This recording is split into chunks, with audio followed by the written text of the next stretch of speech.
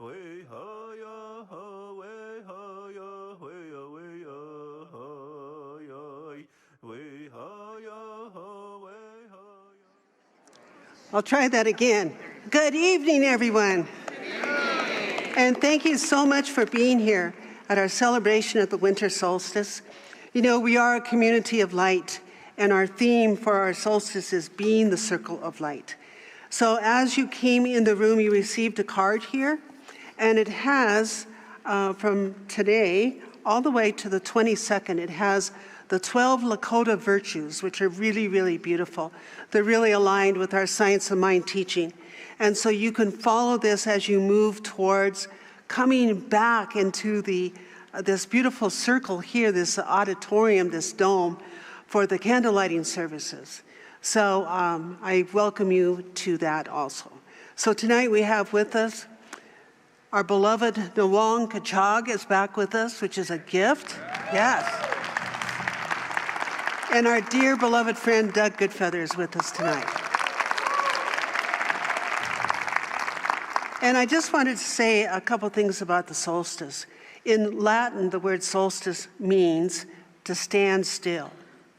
And all the countries of the world, whether it's the southern hemisphere where they're celebrating the summertime coming, but we in the northern hemisphere, we are moving on the 21st of December for the longest night. It's dark.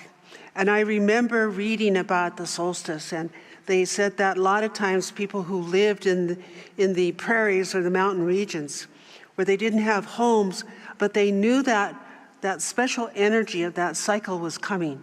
And so they would create a feast, and people would come, and out of a tall tree, an incredible being would come down, the shaman, the minister of the clan, of the people. And he would come down and he'd bring gifts to the children. Kind of reminds you of someone, doesn't it? So it's been celebrated around the world in so many different ways. But I want to begin tonight. We're going to lower the lights. And I want you to sense these sacred elements that I have brought. And after I speak about them, Nawang is going to bring in the light into this room. But right now, I brought for us the pine bough, just representing life itself, the trees, the plants, giving thanks for the tallness of the trees. And I also have brought breath. Air is a sacred element. So be with your breath right now. Take a deep breath.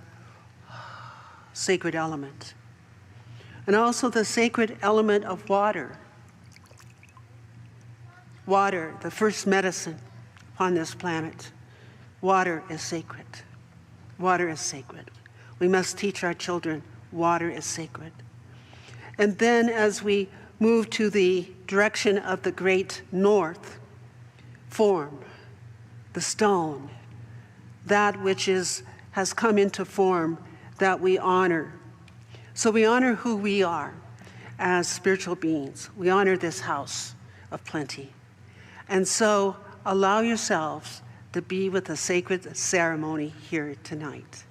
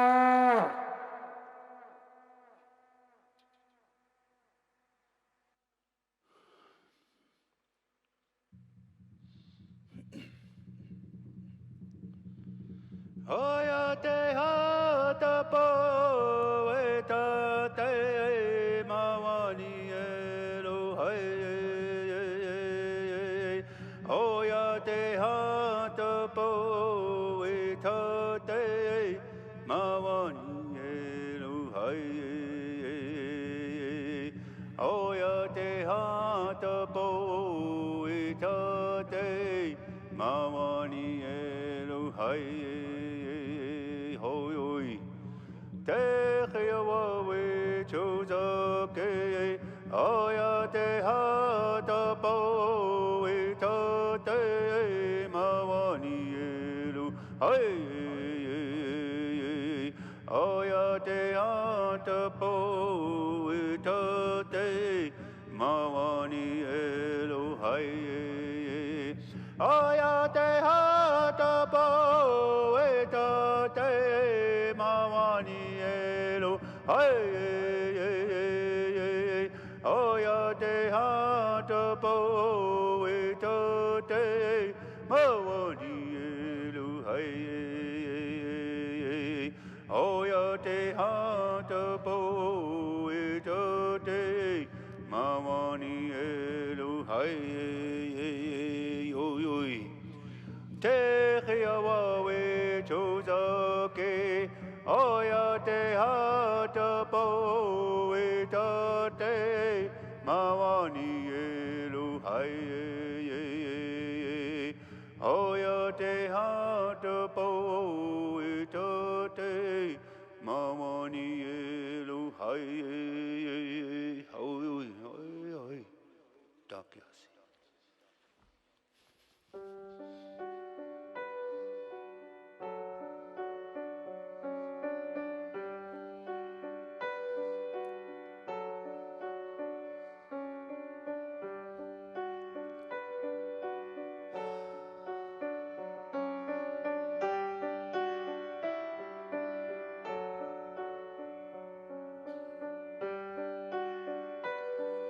The voices in the wind will take you home again. The journey on has just begun, my friend.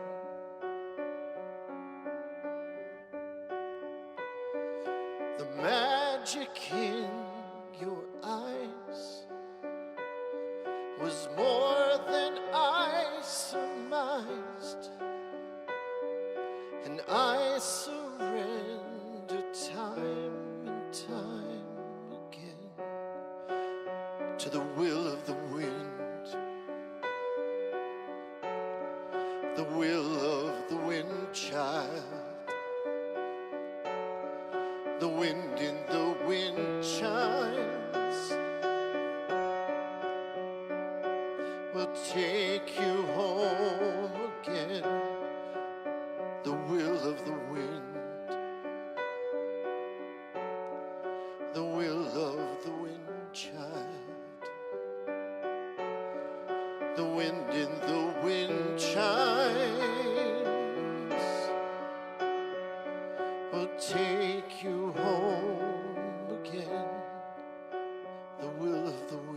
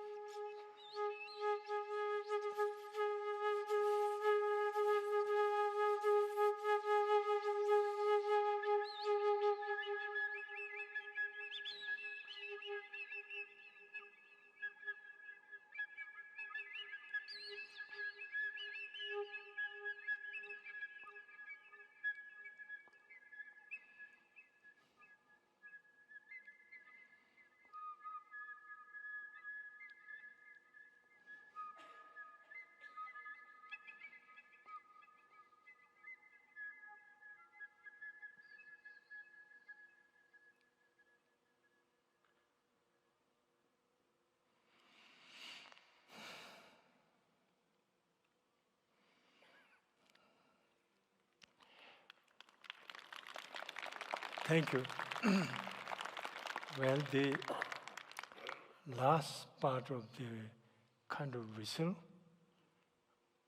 many years ago when President Clinton was president, and I played a flute at the right wing or left wing or something, one side. And Vice President Al Gore came there, and at the end he said to the audience, maybe that was the Holy Ghost sound.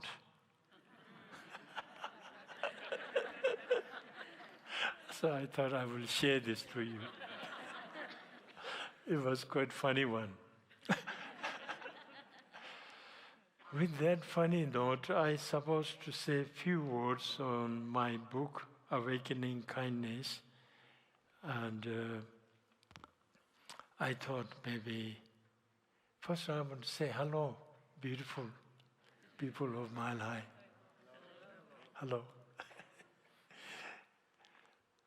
So happy to be back here, alive.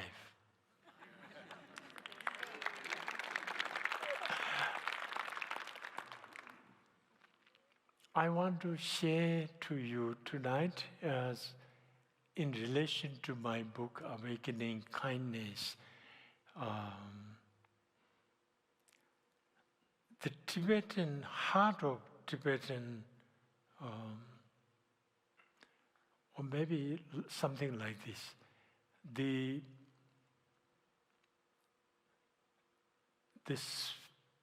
The spiritual treasure of Tibet, I must say, is universal love and universal compassion.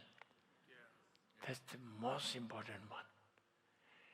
And many of you might have seen His Holiness Dalai Lama's public talk.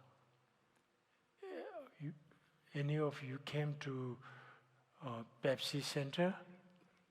Yeah? When he gave a talk there, actually I had the honor to open for him.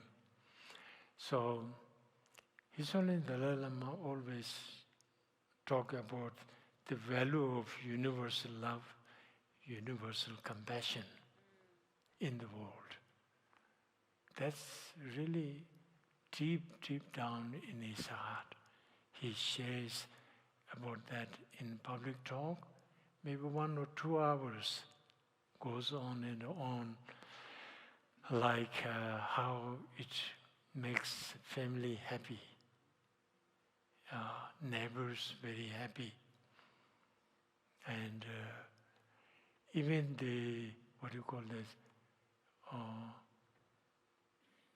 there is scientifically there is something called serotonin. The more kind you are, more joyful you are, the serotonin grows. And then there is another one,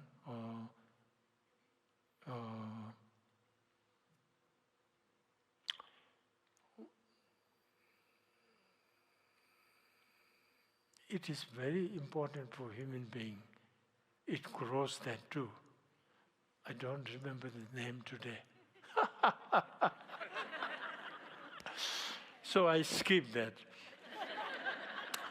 Anyway, that is the really heart treasure of Tibet, is universal love, universal compassion. And that treasure brought into Tibet by someone called Atisha. Have you heard? Atisha, he was a great prince from India, Bengal. And he didn't want to become king, so he left the kingdom and he became monk. And actually a saint, great saint. And he had a 150 spiritual teacher in India. But that wasn't enough for him. So he went all the way to Sumatra Island. You know Sumatra Island? In Indonesia. So he went there, met the living bodhisattva, someone who embodied the universal love, universal compassion quality. Not only like me, I can talk about that. But to have that quality embodied in your heart, living being, a living example like His Holiness the Dalai Lama. Like that, one living bodhisattva was in Sumatra Island.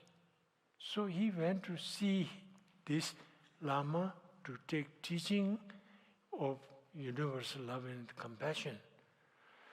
So he he went 13 months in sailing for 13 months. And then he received all the teachings from him. And the Lama knew one day he will go to Tibet. So he even gave some teaching, specific teaching to him for the Tibetan. So then he came to Tibet, and then he shared all his knowledge about how to cultivate universal love, universal compassion. Lojong, we call it mind training, training your mind and heart for that. So then one of his principal students called, his principal student, again I forget.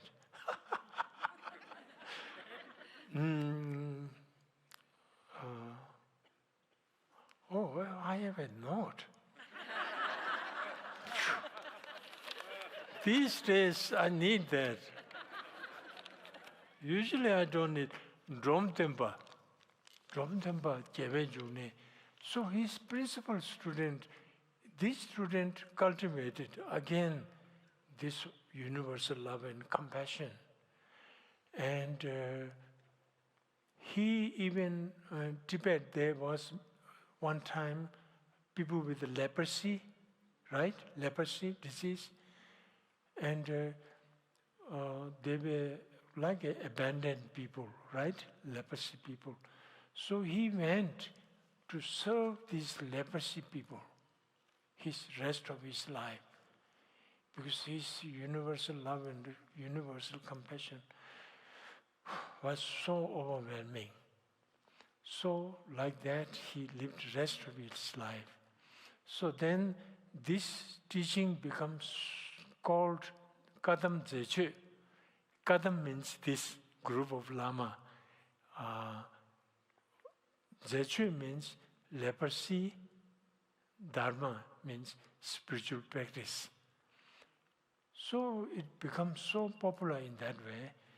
And then gradually Tibet has 4 big lineage of tradition.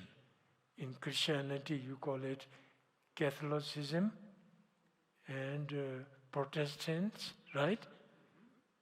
Like that, lineage. Tibet has 4. So all 4 adopted this Lojong teaching, and it became all over Tibet, widespread, everybody practiced that. So it becomes such a beautiful practice, Lojong teaching, universal love and compassion. And like His Holiness Dalai Lama, it becomes so beautiful. So I want to say, in America you say super, right? Superman, superwoman, Super Bowl. Yeah, big thing, right? And like that. So I want to say super healing. I made it up.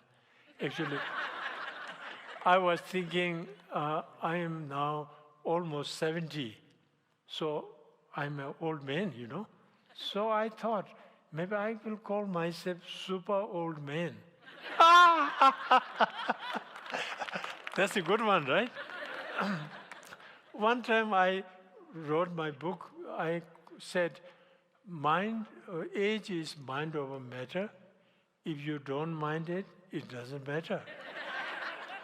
And I wrote that in my book, and they said, I can't write this as my line. I must credit that to Mark Twain. Mark Twain? He already said that.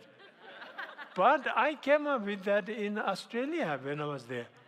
I used to say this in my concert, and people laughed like how you did. So, but then I have to credit him. Now this super old man, maybe it's my own thing, right?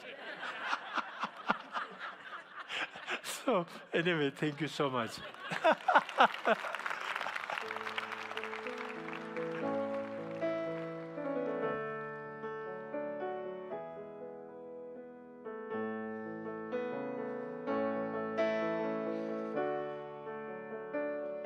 We love you, Nawang.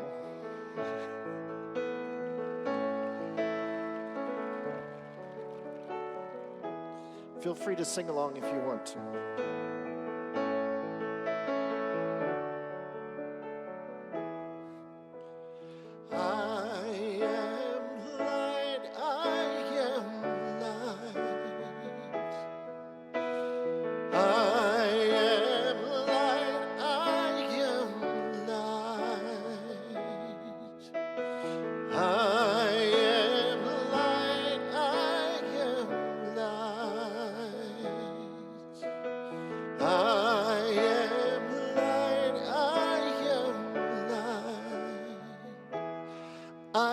The things my family did. I am not the voices in my head. I am not the pieces of the brokenness inside. I am light.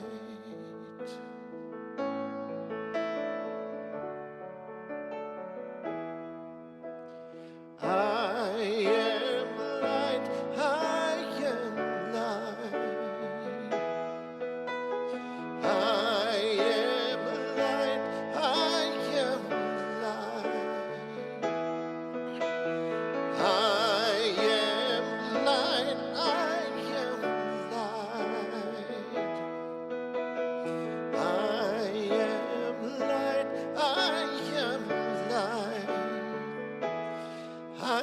The color of my eyes. I am not the skin on the outside. I am not my race. My soul is inside. I am light.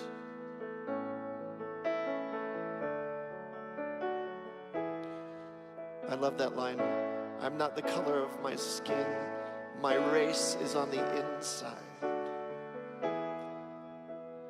I am light. I am light. I am light. I am light. I am light. I am light. I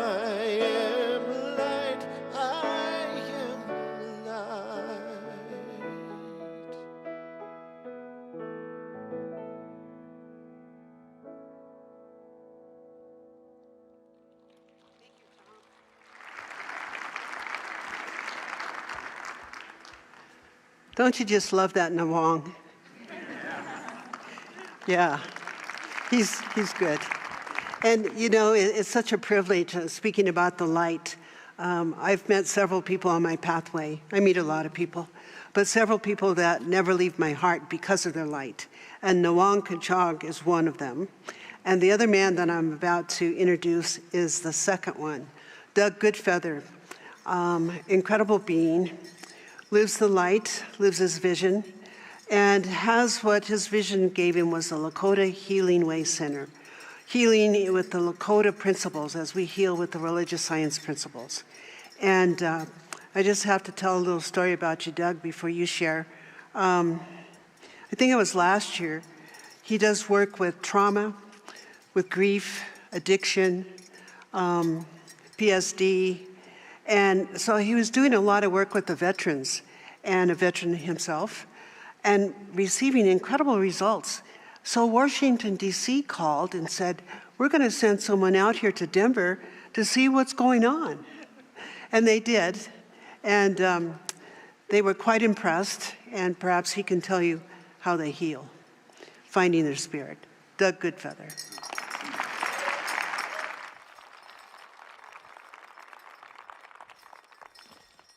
Good evening, everybody. It's good to see all of you here.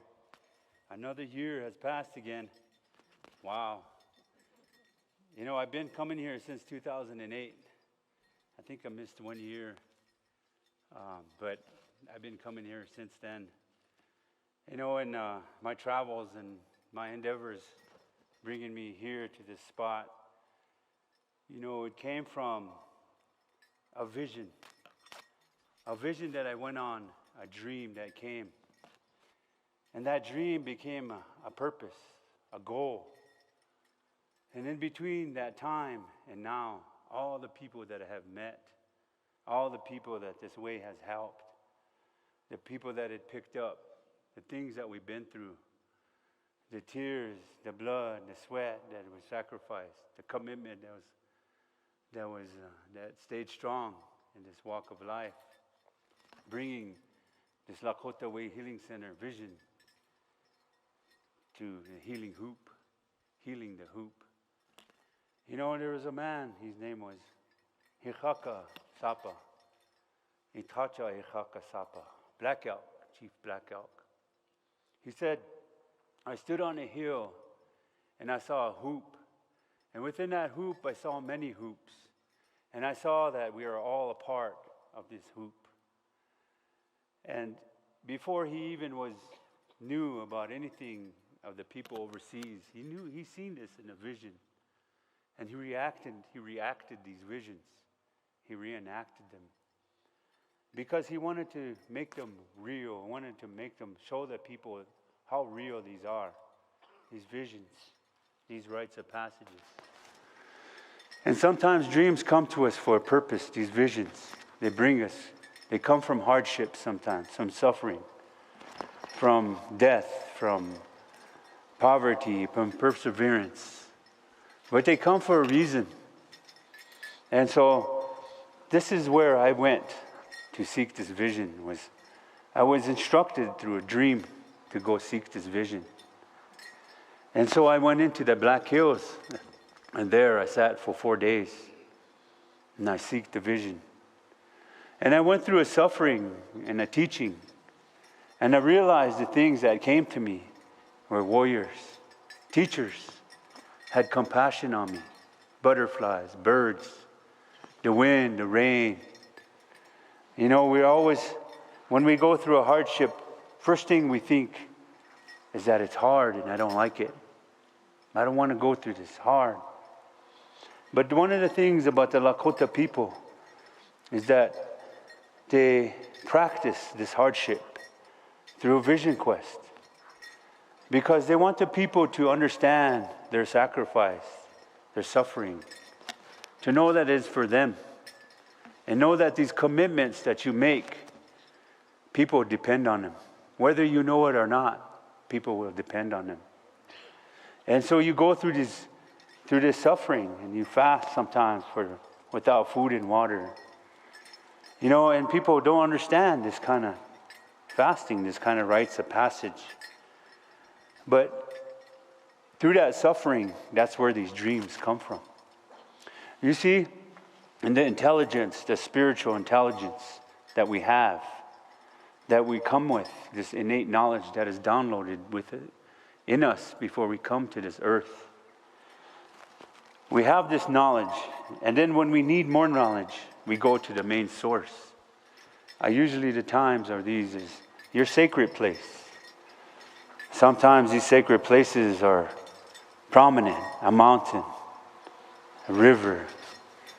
But some of the most sacred places are your table, where you eat food, by your mother and grandma, your bed where you dream, your safe haven, by your husband or your wife or your brother or sister.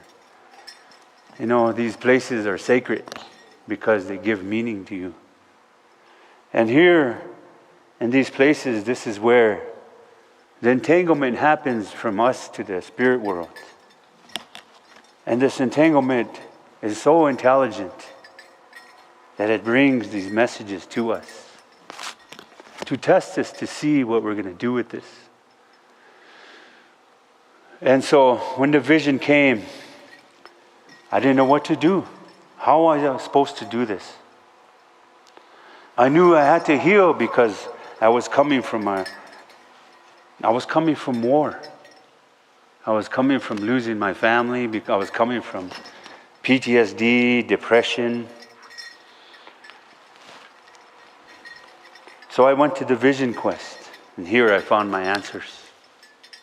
And I realized these teachings from that time to here, I evolved, I grew, and I understand more of this life of mine. And I understood that the things that we go through in life are teachers. Everything that we've been through are traumas. Some of the worst traumas you can ever imagine are teachers. You see, when we go into a state of depression or sadness, sometimes we get stuck in this place. And we try to find ways to get out, a lot of times, or comfort ourselves. And a lot of times we get stuck in addictions. The trauma gets worse. We become homeless. Mental illness sets in. People start thinking we're crazy because we're talking to ourselves. We're trying to cope with something that we've been through. Nobody else is reaching out to us, so we start talking to ourselves. It becomes a mental illness while we think it is. And we look at these people and we point at them, and we don't want them around us. We move away from them. But we don't realize that every one of us in this world is a piece of each other's puzzle. So the things that I've learned in this walk of life is that when you go through the state of depression, there's somebody that will come. And in a Lakota philosophy and society, we call upon the buffalo people. The buffalo people are the ones that sacrificed and gave their lives to us. Still, we use their philosophy. And they say the buffalo never runs from the storm. It goes into the storm because it's built for that. So instead of us running from the storm, we must go into the storm. In order to heal, that's where you're going to find your wisdom. That's where you're going to understand your pain. That's where you're going to learn to love yourself. But in that storm, the buffalo people are in there with you, and they're going to guide you out. And so in this storm, you're going to learn who you are. You're going to learn these traumas that you've been through in your life. Were your teachers, because when you come out of that storm, there's going to be people waiting for you when you come out. And these are the people that you're going to help because you came through wisdom already. You earned it. And you stood up, and now it's your turn to give back. Reciprocate. And the healing continues. The blessings continue. And because we're not meant to be perfect, we're not. We're meant to be teachers. We're meant to learn. Life is not meant to be easy. It's meant to challenge you.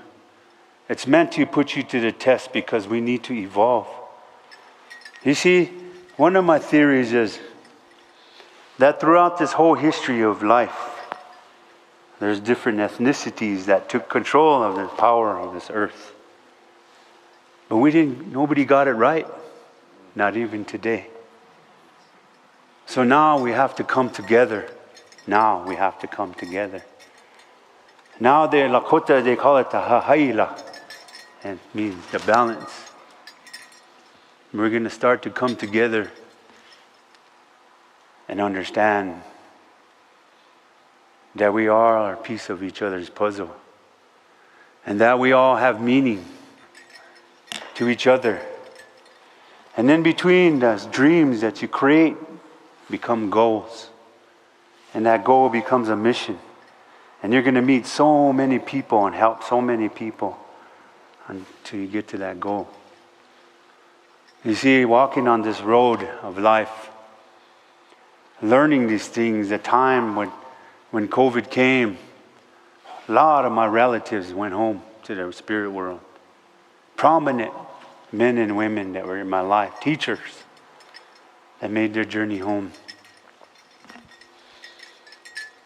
I kept cutting my hair and cutting my hair. I could never grow it anymore because everybody was dying. And so in our Lakota, we cut our hair so we can mourn. But in a dream, the Spirit said, no more cutting your hair. It's time to live. It's time to stand up and take this, continue forward. Keep moving. This vision must keep moving. And you see, because of this vision, so many people, some of you, a lot of you have helped people. Because of your contributions, because of the jackets and the toys and the things that you donate to us, it goes to the people. And the reaction you get from giving a kid a toy is priceless. It's a thing, but it makes them happy and the imagination takes off. We create that safe haven for them. And then we become happy. We see our children happy. We're warm because of your contributions to this way of life. But it was because of the commitment. When I first stood here, I had nothing, just the dream. That's all I had was the vision when I first stood here. And Patty was the one that I told this story to, and she believed in me. She believed in the vision. And so Mile High took me under their wing and nurtured me, cared for us, brought us along. When we went down, they picked us up. You see, all it takes is one. That's it, just one. When you help one person, that person's going to have family and friends and so on and so forth. But the first thing we must understand is that we have to look at ourselves and understand the love for ourselves. Do you have courage to do that? Do you have courage to love yourself? Because the people deserve it. People deserve your love. Your children, your family, your dogs, your home, your friends, your work. But it has to come from you. So we must understand that together is better. And one of the things that I've learned as a veteran is that we never leave a warrior behind. You always pick your brothers and sisters up. And we have to understand the way we think and walk in this world, because there's virtues that we follow. Because all of you are indigenous to this earth. So we have responsibility. We must start thinking indigenous. We have to stop thinking like the man. Because we're following the man, and the man's taking us to war all the time, into poverty, into destruction of pollution, turning on each other. We got weapons pointing at ourselves. We're playing with diseases because we're following the man. We need to follow the birds and the trees and think indigenous. Because when things happen in our life that we're not perfect, we have to make them right. And how you make these things right is just being a good human being. That's it. And help people. Always reciprocate. And I guarantee you, the blessings will come back more. And that's how we come into the light together. because nobody wants to be in the dark. Because sometimes we get lost there. But I want to invite my daughter. She's going to come and dance with me out here. Her name is Chantet Izawi, in the Lakota way, strong heart woman. But her name is Javiev Jerome. She's going to dance with me tonight, and I want her to come and honor all of you in this good way. But I'm going to share a song with you and the understanding of the way our birds and the wind carry the universal language of music. Understand how intelligent you are. Depression may come up and we are taught to push it down. That's the intelligence of your mind and body and heart trying to push it out. But we're not taught that way. Learn how to feel your pain. Cry. You have tears for a reason. It takes a warrior to cry.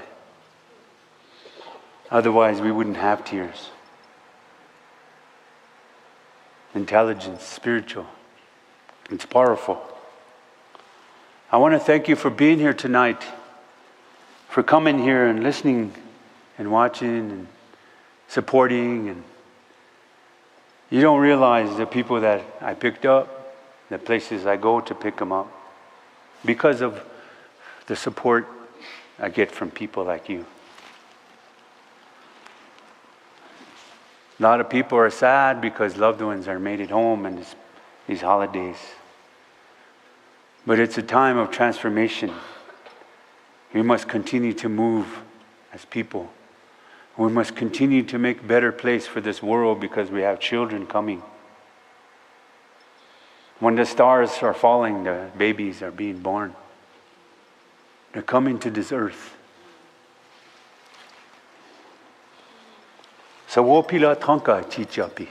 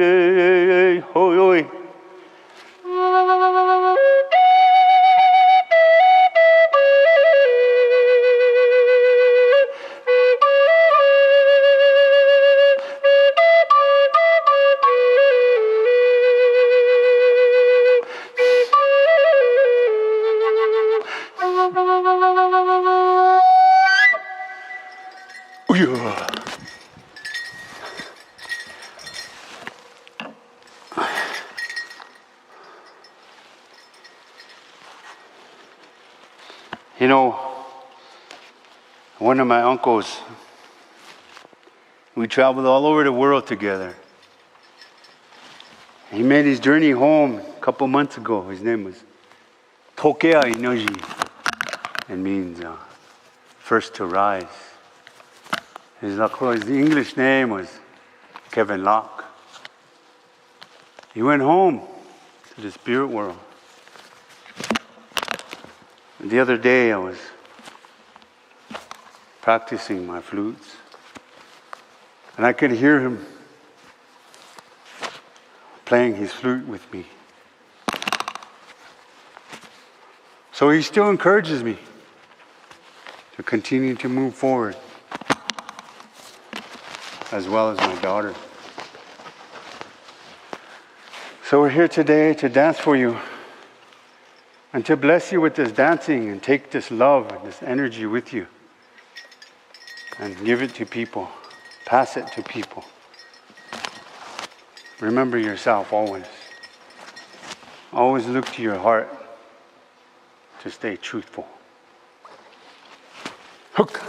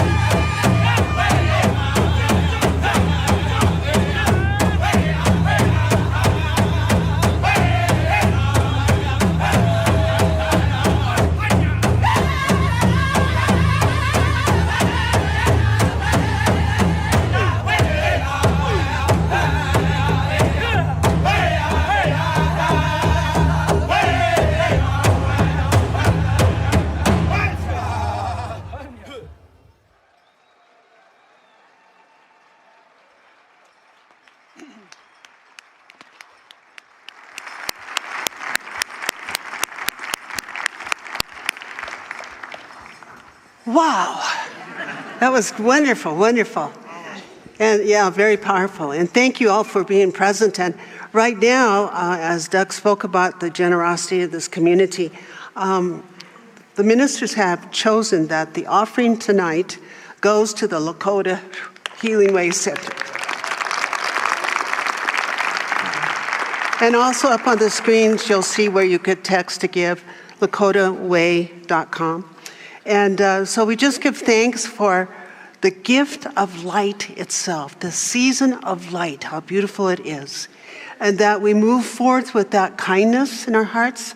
We move forth knowing we're all indigenous to this earth and to each other. And I just give thanks for the blessings at hand. And thank you because each one of you are a gift, have been a gift, and no doubt we will continue to be a gift in the circle of light. So thank you. Thank you.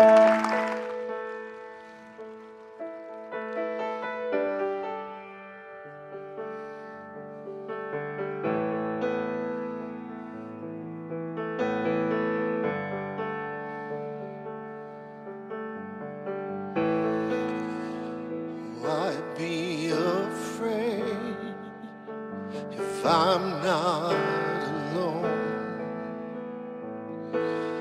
Life is never easy, the rest is unknown. And up till now it's me's been hands against stone. I spend each and every moment searching for what I believe, coming out of the dark. I finally see the light now, and it's shining on me.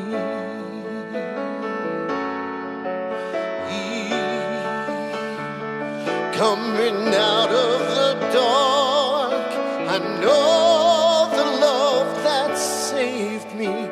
Won't you share it with me?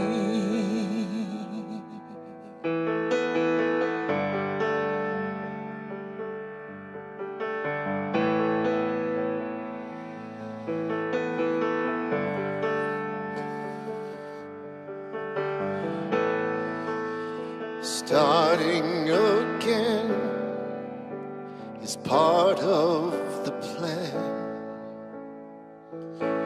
and I'll be so much stronger holding your hand. Step by step I'll make it through, I know I can. It may not make it easier, but I felt you near all the way. Coming out of the dark, I finally see the light now, and it's shining on me.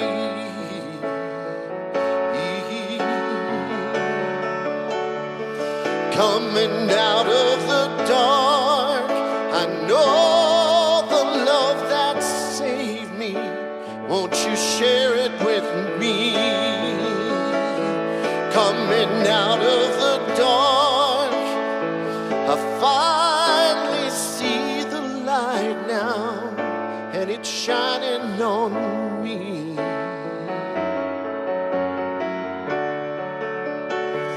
Coming out of the dark, I know the love that saved me. Won't you share it with me?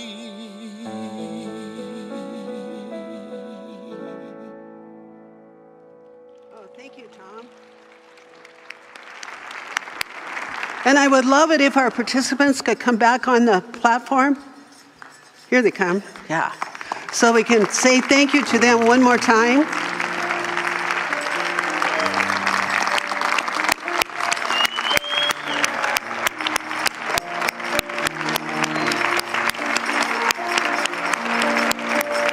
Get up there, Nawang.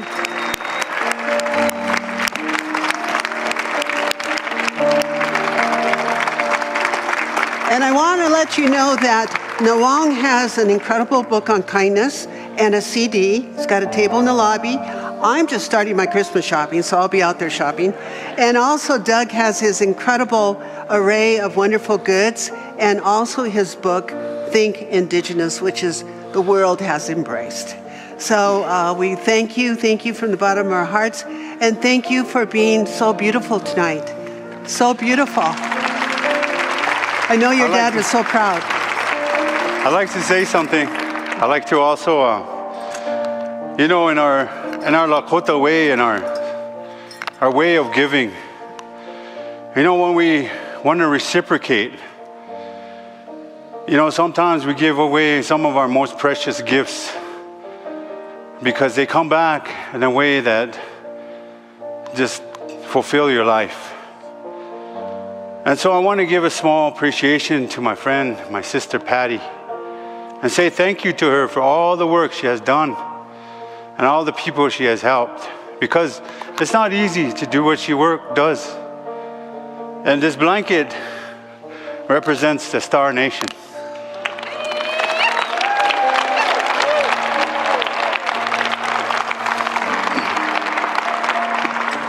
Hold that a second.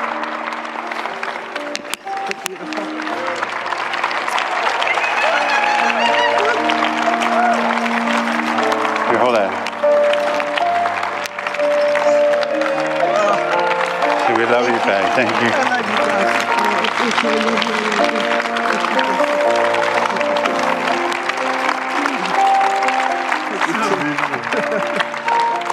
Well, you can tell I don't even know if my microphone's on, where it's at. It's in here somewhere. So we have a song, You're All Standing, which is good. Whew, you got me a good one there. I want to be with that. Oh, thank you, Nawang. And we're going to sing a song together, and I'm going to let these guys go to the lobby so they can be at their tables. Okay?